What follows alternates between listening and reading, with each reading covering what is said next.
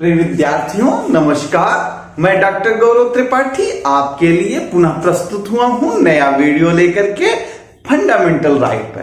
प्रिय विद्यार्थियों, हमने आपसे मूल अधिकारों के संदर्भ में काफी व्यापक परिचर्चा किया। कई खंडों में मूल अधिकार पर वीडियो प्रेषित किए।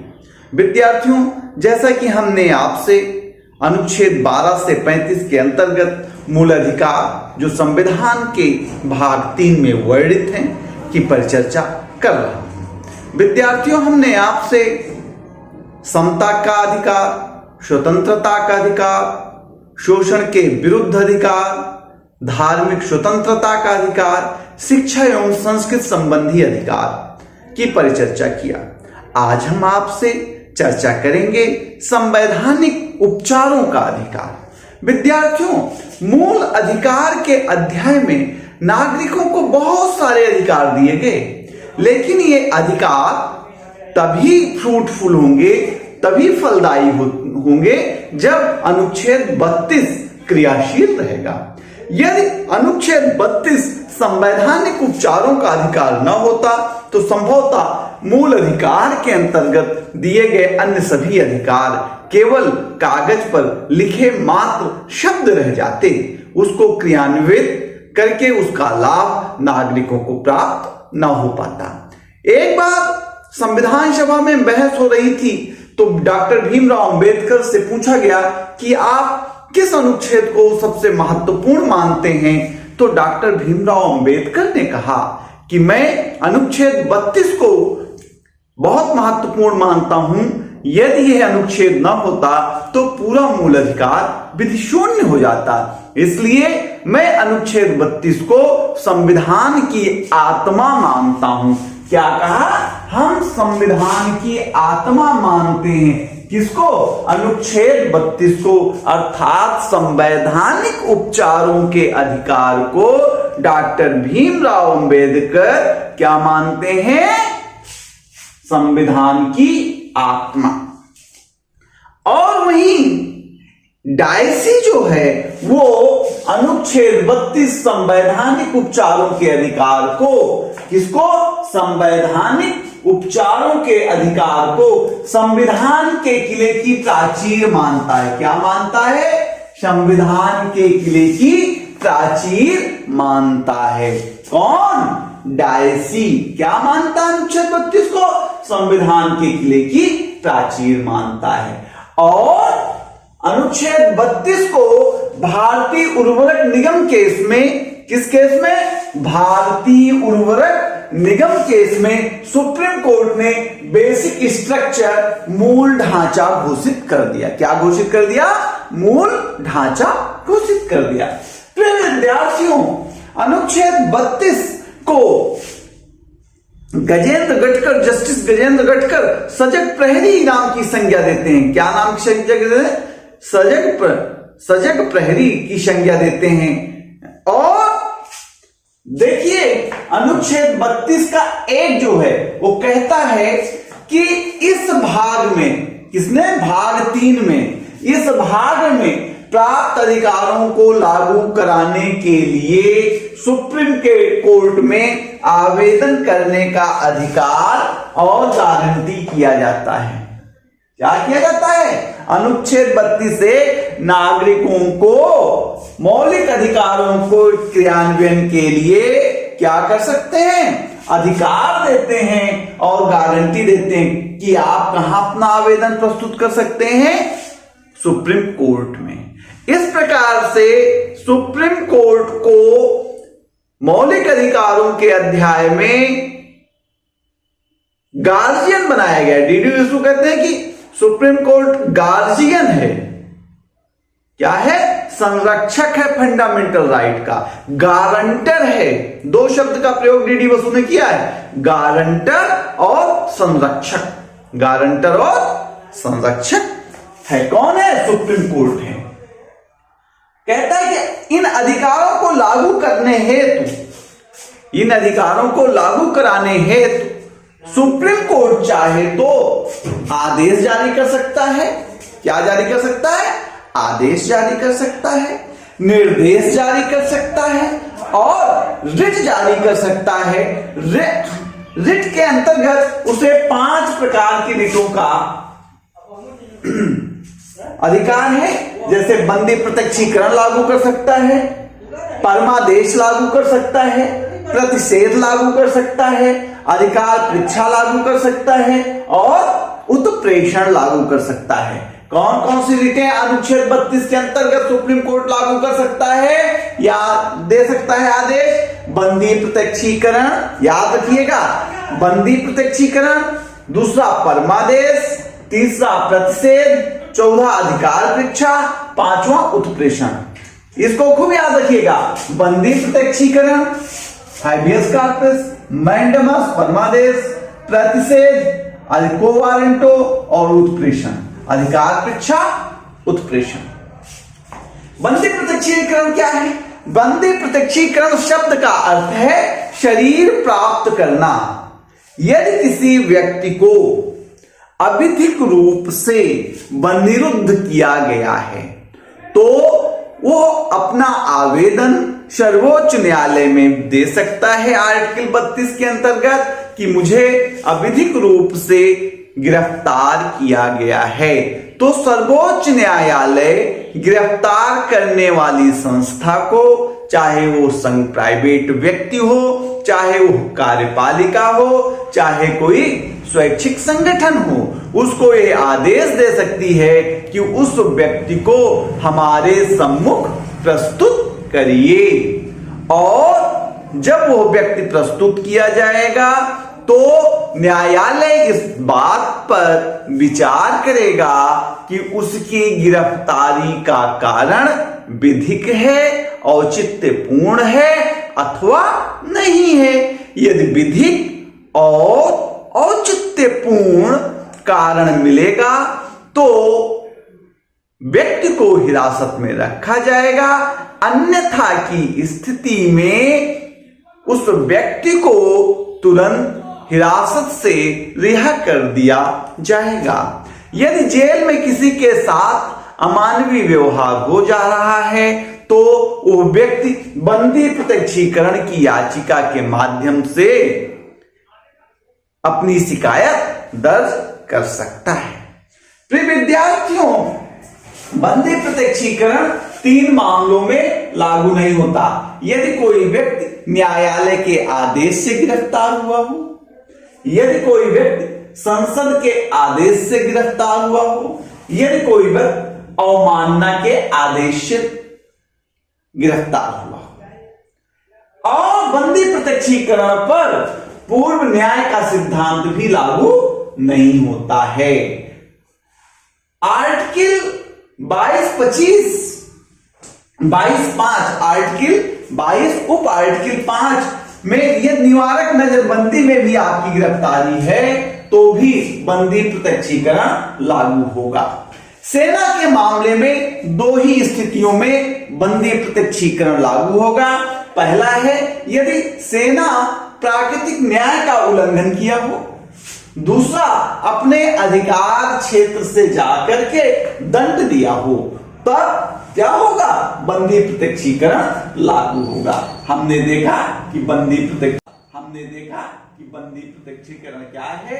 बंदी प्रत्यक्षीकरण का मतलब है यदि व्यक्ति को अवैध रूप से गिरफ्तार किया गया है और तो उसे सुप्रीम कोर्ट में पेश करके सुनवाई होगी और सुप्रीम कोर्ट उसकी गिरफ्तारी पर यह विचार करेगी विधि अनुरूप है अथवा नहीं है।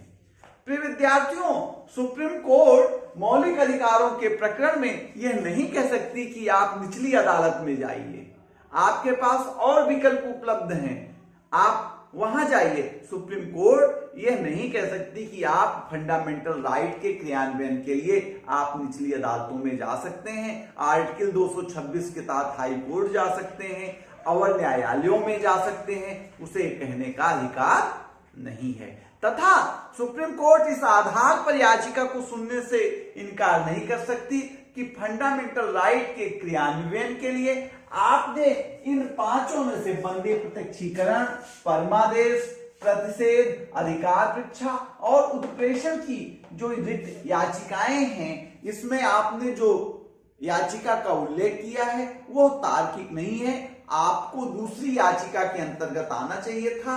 ऐसी स्थिति में सुप्रीम कोर्ट को उस याचिका को, जिस याचिका के अंतर्गत रिट प्रस्तुत की गई है, सुप्रीम कोर्ट क्या करेगी, उस याचिका का रूपांतरण कर देगी जो उसको उचित लगेगा।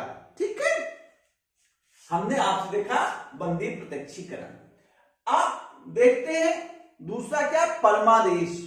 परमादेश क्या है, हम आदेश देते हैं। परमादेश का हिंदी अर्थ है हम आदेश देते हैं। ये आदेश किसी को, ऐसे अधिकारी को आदेश दिया जाएगा जो लोक पद धारित करता हो। क्या हो, लोक कर्तव्य के पद पर आसीन हो और अपना कार्य ना कर रहा हो, अपने कर्तव्य का पालन ना कर रहा हो, और कर्तव्य तब सुप्रीम कोर्ट उसे कर्तव्य पालन का आदेश दे सकती है। क्या, कि आप अपने विधिक कर्तव्य को पूरा करिए, ये आपका विधिक कर्तव्य है। लेकिन यह बात ध्यान रखिएगा कि परमादेश विश्वविवेकी शक्तियों पर नहीं दिया जा सकता।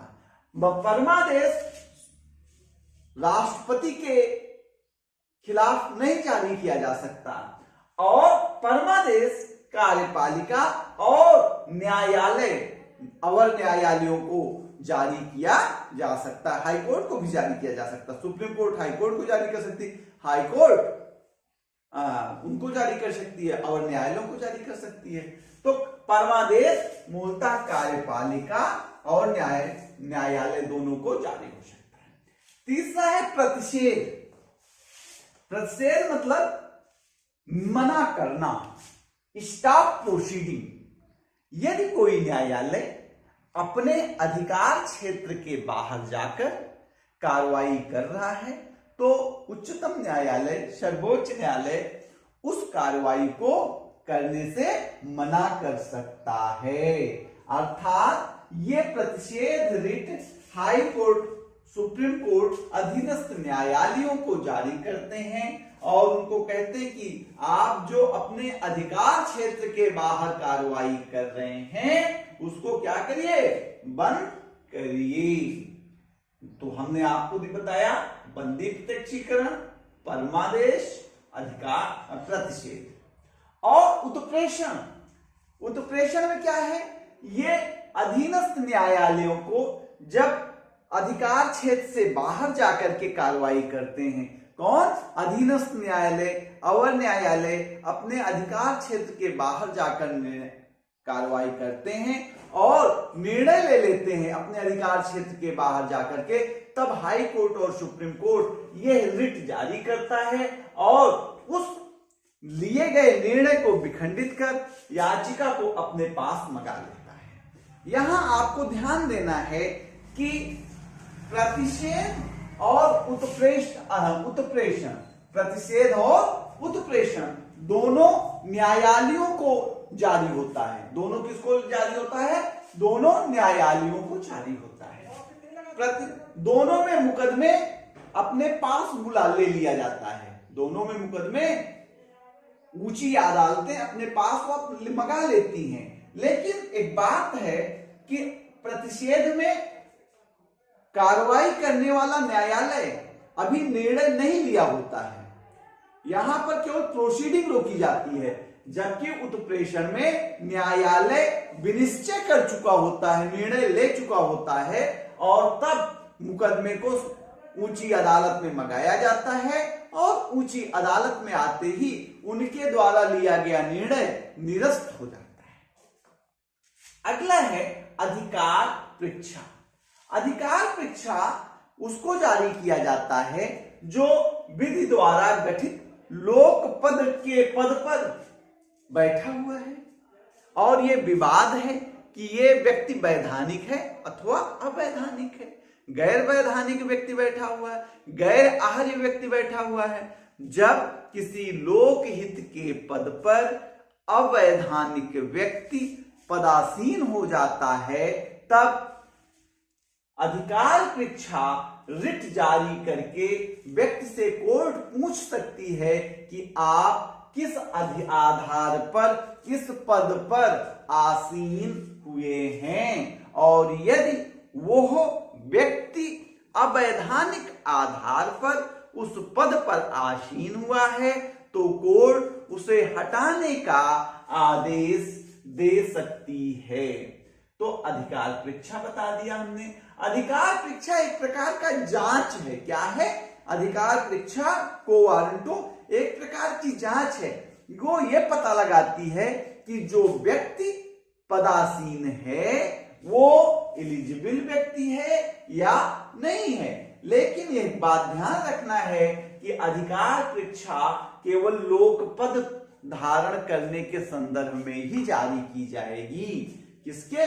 लोक पद, पब्लिक पोस्ट के लिए ही जारी की जाएगी। इस प्रकार से हमने अनुच्छेद 32 आपके सामने प्रस्तुत किया और हम आपको फंडामेंटल राइट एक प्रकार से पढ़ा दिए। विद्यार्थियों, हम संक्षेप में आपको अनुच्छेद 33 भी बताएंगे, अनुच्छेद 35 भी बताएंगे, अनुच्छेद 31 भी बताएंगे। उसको हम एक वीडियो में बताएंगे और एक वीडियो में हम बेसिक स्ट्रक्चर की भी बात करेंगे और एक वीडियो में मूल अधिकारों से जुड़े हुए न्यायालयों के वादों की भी परिचर्चा करेंगे। इस प्रकार हम फंडामेंटल राइट को खत्म करेंगे। प्रिय विद्यार्थियों, मेरा उद्देश्य सदैव यही है कि चाहे वो आईएएस की परीक्षा हो, चाहे पेट की परीक्षा हो, चाहे यूपीएसआई हो, चाहे असिस्टेंट प्रोफेसर हो, सारी परीक्षाओं में राज व्यवस्था के सेक्शन से आपको अधिक से अधिक अंक दिलाना। और मैं आपसे आग्रह करता हूं कि आप हमारे YouTube channel learn with DRGT को लाइक, सब्सक्राइब और शेयर करें ताकि हम आपके लिए गुणवत्तापूर्ण वीडियो लेके आते रहें। Thank you, thank you, thank you.